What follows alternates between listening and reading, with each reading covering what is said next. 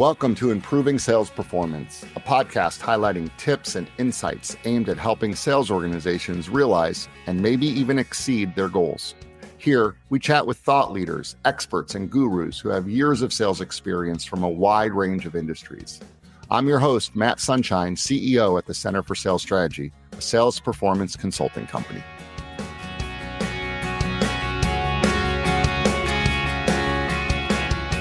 One of the most expensive problems in sales isn't losing deals. It's believing deals are real when they're actually not. Every sales manager has seen it. A rep says a deal is looking good, the forecast feels solid, and leadership starts counting on the revenue. And then suddenly the deal stalls or it disappears completely. The problem usually isn't optimism, it's qualification. Top sales managers know how to pressure test opportunities before they become forecasting surprises. Because healthy pipelines aren't built on hope, they're built on evidence. Today, we're breaking down how sales managers can quickly tell whether a deal is real or perhaps not, and the specific criteria you can use to pressure test pipeline quality fast. Real deals have clear business problems. One of the biggest warning signs in a pipeline. The rep can explain the product, but not the customer's actual problem.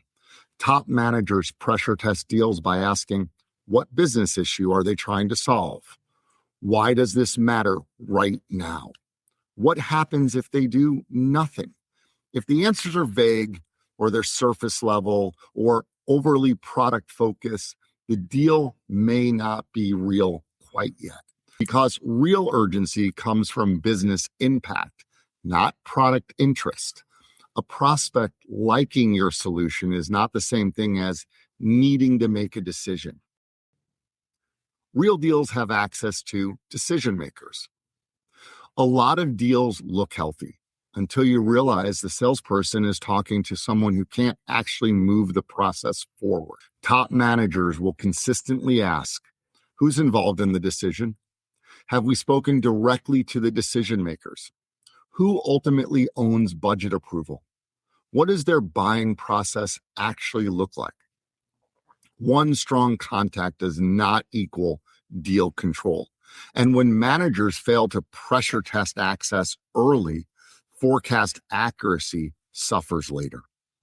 Real deals typically involve the following: multiple stakeholders, clear next steps, visibility into the buying process, access to influence and decision-making. Real deals have mutual commitment. A lot of stalled deals share one thing in common: the salesperson is working harder than the buyer. That's a major warning sign.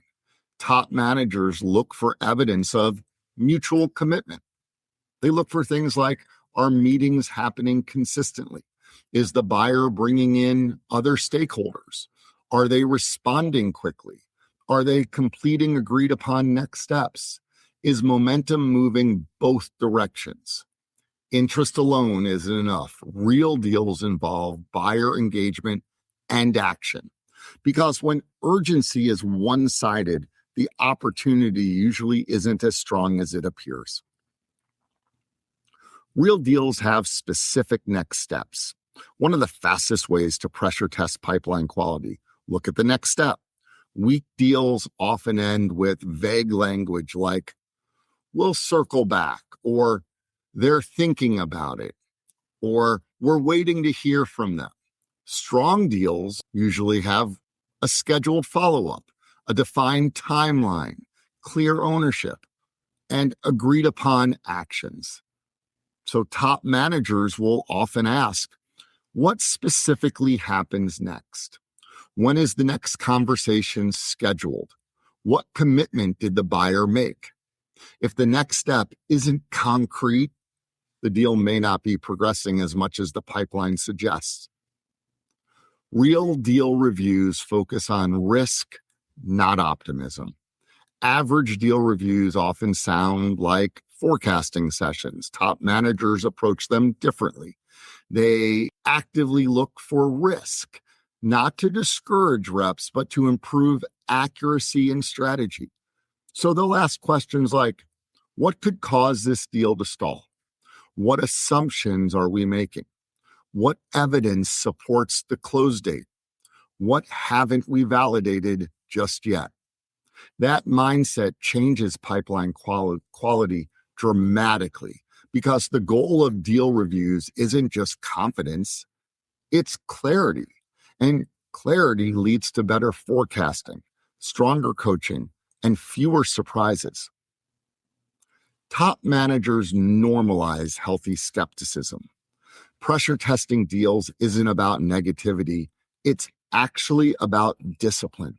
The best sales managers create cultures where qualification matters, evidence matters, buyer behavior matters, and optimism gets balanced with objectivity.